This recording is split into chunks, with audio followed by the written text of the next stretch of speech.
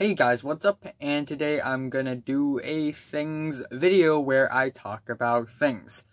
Yes, this is the first things video of 2019 and I can't wait to jump into these tracks. Alright, so if you are unfamiliar to this, I am basically gonna categorize some of the songs released in the past couple of weeks into best songs, worst songs, and songs that are just okay. Kind of in between. And let's start off with the tracks that I think are not that good, nor is it all that bad. It's just meh. Starting off with a band named Beirut, aka if you don't know where Beirut is the capital of Lebanon. But it's also a band, and they released a track recently called Landslide. And it's a sweet, lighthearted little indie rock tune, and that's pretty much the extent of it. Nothing all that special. Rest in peace. We have a posthumous single from the Cranberries, All Over Now, and as much as I want to put this in the best single section, I'm gonna be honest, I think the song is okay. It's just okay. It's not bad. If I were to rate it from 0 to 10, I would probably give it a strong 6 to a light 7. Maybe a decent 7. It's still a very catchy, kind of fun, passionate, and a very solid tune.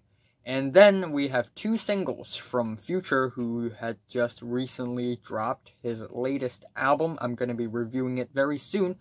First off, featuring Travis Scott and Jumpin' on a Jet. And both songs are kind of generic, but not the most generic. I've heard a lot of generic, boring, unoriginal trap rap songs last year and in 2017. But these two tracks, they are, I guess, a little more vivid, a little more colorful, I guess. But still, they're not all that special. In fact, they're kind of forgettable. So, meh. And then up next, I'm giving it to Gesaffelstein and the Weeknd collaboration single, Lost in the Fire. And I don't care for the vocals at all. I think the Weeknd's vocals are just kind of weak, kind of faint, nasal in the background, not really that appealing. The only thing that's appealing to me about the track is the beat, which is a little catchy. It's almost late 80s, early 90s flavored, and I kind of like that. It's not a great beat or anything, but it's not that bad either. And up next, I'm gonna give it to Glen with the track I'll Be You, Be Me, which is a very, very lo-fi, stripped back, very rough and demo-ish song that is essentially very low-pitched whispers on top of some dragged on instrumentals. It's really, really weird, and I'm just gonna leave it at that. And up next, I'm giving it to the new Health single, Strange Days, 1999. It's like a movie title with a year beside it. And the track is pretty strange. It really lives up to its title. And I like how repetitive and industrial the instrumentals are. The vocals are just okay. I like how intoxicating they are, but really, there isn't anything that really stands out from the track. Also, shout out to Kehlani with Nights Like This featuring Ty Dolla $ign. I'm not a huge fan of either artists, to be honest. But, this is a fun, catchy little R&B tune that is, pretty catchy. So that's the only reason why it's not in the worst song section. It's pretty catchy. The Killers also saw fit to release a track. I believe it's a post-album track, or maybe just a single, a one-off single. It's titled Land of the Free. It's socio-politically conscious because, you know, it addresses the, you know, the government, of course. You know, musicians have been doing that for like 3 years now, and they will continue on. I'm pretty sure of that, and it's not a bad thing at all. I'm happy that more people are exploring political themes and political topics in their music. Yeah, but this track, it's not really that special musically. Lyrically, it's more of the same. And Brandon Flowers really channels his inner Bruce Springsteen, and that is one thing I like about the vocals on the track. La Dispute had also released a track called Footsteps at the Pond, and it's nothing all that special, kind of forgettable actually. It's like any other La Dispute tracks. It's thrilling, it's kind of exciting, kind of noisy, but that's pretty much the extent of it. Also, I forgot to mention, James Blake had released a few singles, I believe, and one of them is Mile High, featuring Travis Scott and Metro Boomin. The fusion, the blend between trap rap and art pop and electronic music is so smooth. They function so well together, and the production is awesome. But I guess the performances by all three of the artists and the way the song feels like is just not really that good. Again, it's not a bad track, but I just don't like how spacey and airy and hollow the track feels, and the way the track sort of fades in is not really that appealing to me. I'm gonna be reviewing the entire James Blake album very soon, so look forward to that. But if I were to put one of the singles from James Blake's new album onto the best tracks, it would be the collab track with Rosalia. Or maybe the Andre 3000 one. I think it's a single, right? Anyway, Lana Del Rey came out with Hope is a Dangerous Thing for a Woman Like Me to Have, but I have it. Oopsies. And it's a very sleepy, very slow, dragged on ballad that doesn't really have a climax or anything. It's not bad, but it's a drag, it's a slog, and I'm not a huge fan of that, I guess. But it's not bad. I have to admit, it's not bad. Logic also came out with a new track, Keanu Reeves.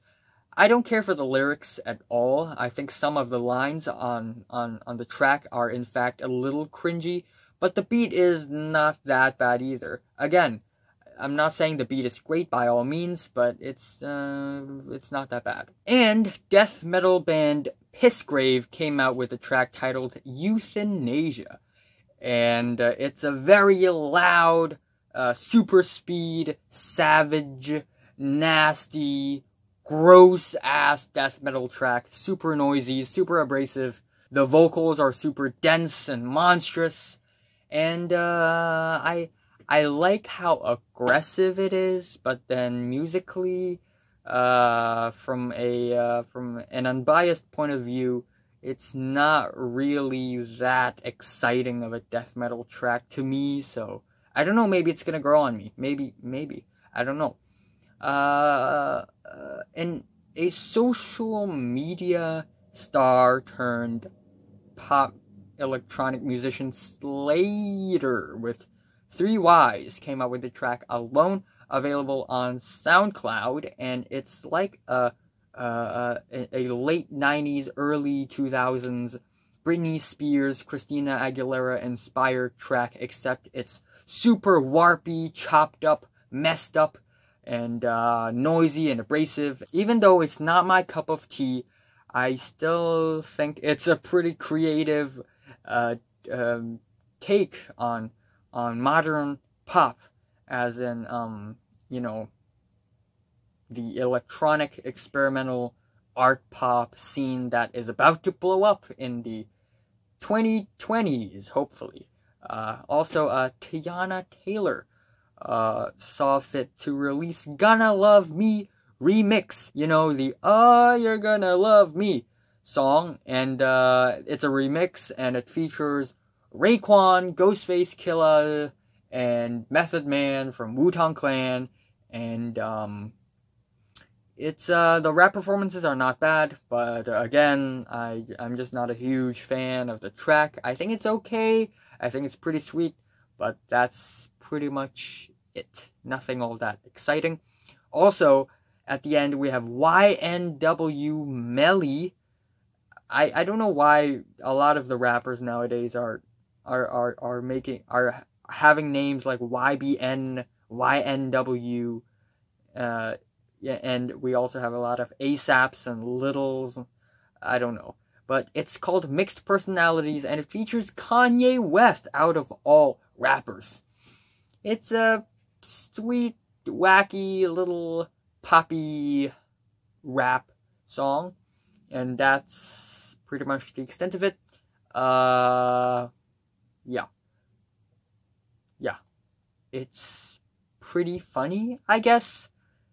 But then it's not. I don't know. Also, I forgot to mention J. Cole with the new single, Middle Child. Yeah, at first I didn't like it all that much, but with repeated listens, I think it grew on me just a slight tad bit. I think the beat is pretty nice. J. Cole's performance is, as always, pretty tense. And, you know, in the rap scene right now, I think J. Cole actually kind of stands out because he's not mumble trap rapping. And other than that, there's not much to say about the track. But anyway, I'm going to be moving on to the worst songs section. Yeah, there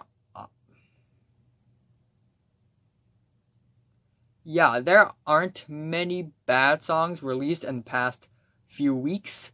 Admittedly, there are only 4 in my opinion, but here we go. Starting off with 93 Punks, apparently a collaborative project that also somehow involves Vic Mensa. The track is titled Zombie because it is basically a Cranberries cover, and it's awful. Oh my gosh, the production of this track, the production is just awful. Disgusting. The choppy, electronic, rough bits are so distasteful, and it sounds absolutely gross. It ruins the song. Also, sadly, I have to put the new Ariana Grande single, 7 Rings, in here. I kinda enjoyed Thank You Next, but this track is just not that good. I mean, it sounds pretty sweet and pretty catchy, actually. But if you think about it even more, Ariana Grande is basically singing a recreational, almost a parody of favorite things on her own, fluffy poppy beat. And occasionally she's rapping, but when she's rapping, it's like a very casual level of rapping, nothing all that tense. And apparently she stole the flow from Soulja Boy, but that's just rumors. Maybe it's not true, I don't know, but yeah, come to think of it, it's not really that good of a song. So, and oh gosh, Hopsin, Hell's Carol, he actually released this song in the Christmas holiday, during the Christmas holiday. Alright, and yeah. Anyway, this song sucks ass. I mean, just go listen to it. This song really, really sucks. It puts a bitter taste in my mouth. It's almost like a parody at first. you know, Hobson and a bunch of other people apparently are singing some choir music, like a very fucked up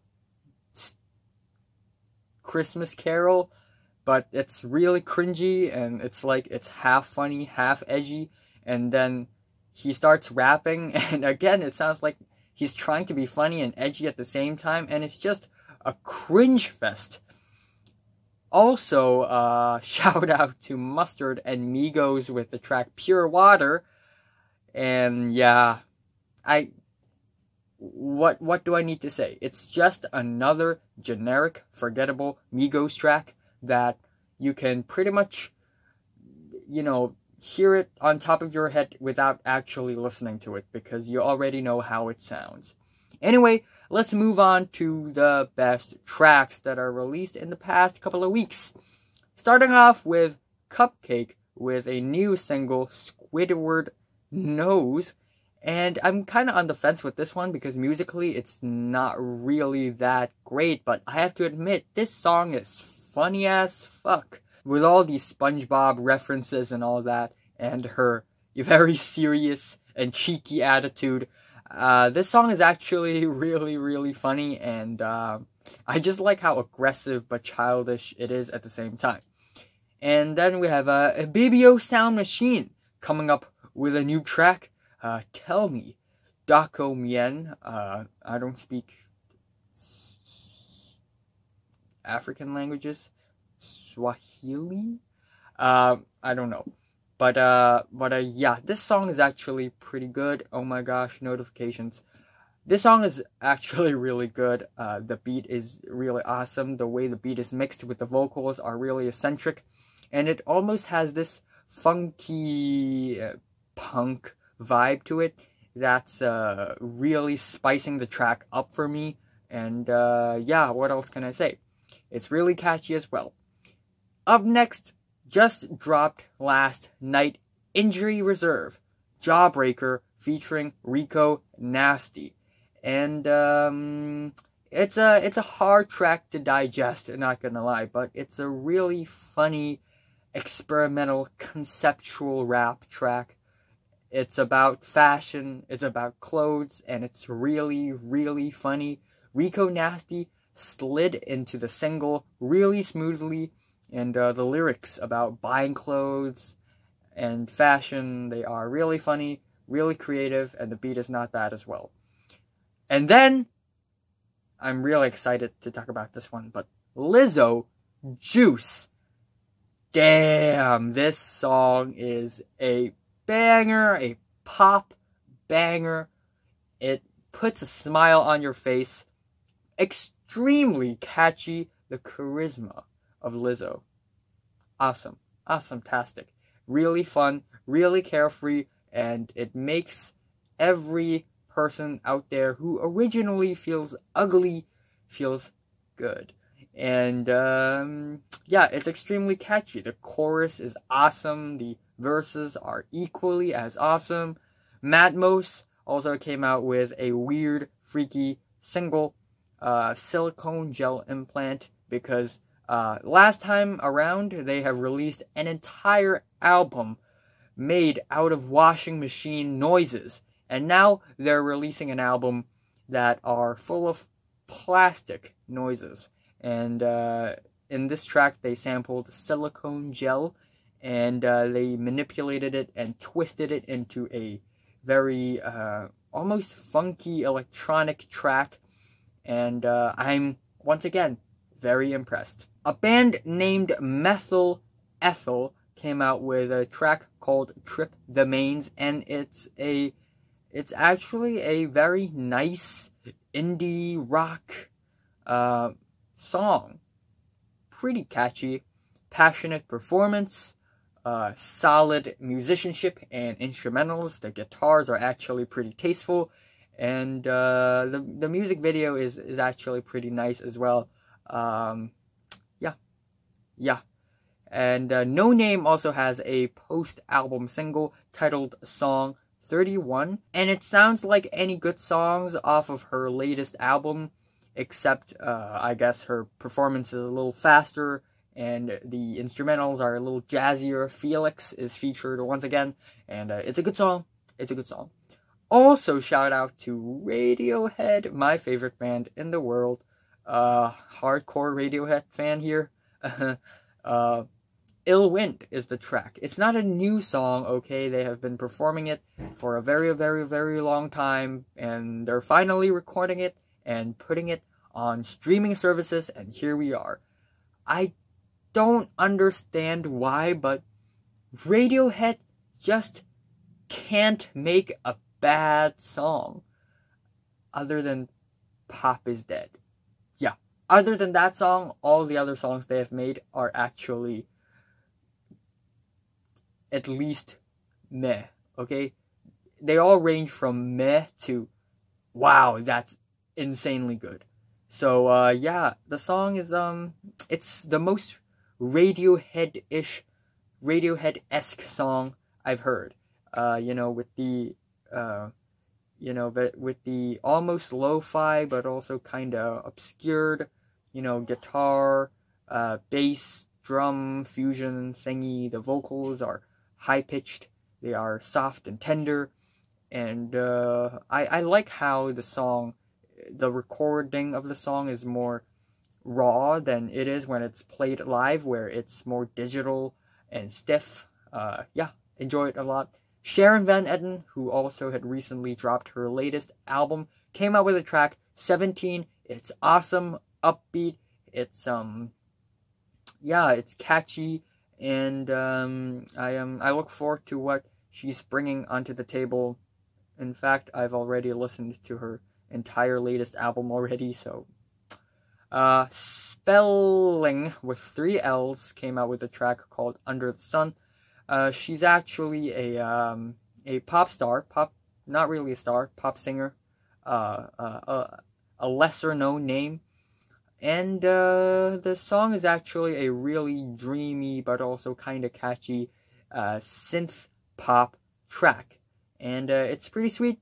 Sylvan LaCue came out with another awesome, solid, cohesive rap song, Love and Sacrifice, it's called. And again, the flow is super smooth, super professional sounding, and the instrumentals are laid back, chill, and relaxing. And Tamaryn came out with a pop song, another lesser known name right here. It's called Fits of Rage, and it's a pretty catchy, well produced pop song. Also, Weyes Blood, another lesser known name female pop artist, dropped Andromeda, and I actually quite enjoyed this track quite a bit. It's pretty lo-fi, but really dreamy, really psychedelic, and sticky. It sticks with you. But what's even stickier is the weird new single from Shushu, Pumpkin Attack on Mommy and Daddy. Whoa. This track, it has all these stiff, repetitive, industrial beats. They are very freaky, they are well produced as well, and it's not much of a song, more of a track. There aren't vocals, and it's really, really, really weird. I don't know what direction is Shushu going, but I'm definitely excited for what they're bringing onto the table next. And what are your thoughts on these tracks? Like if you like them, hate if you hate them, and subscribe if you want more. And thanks for watching very much.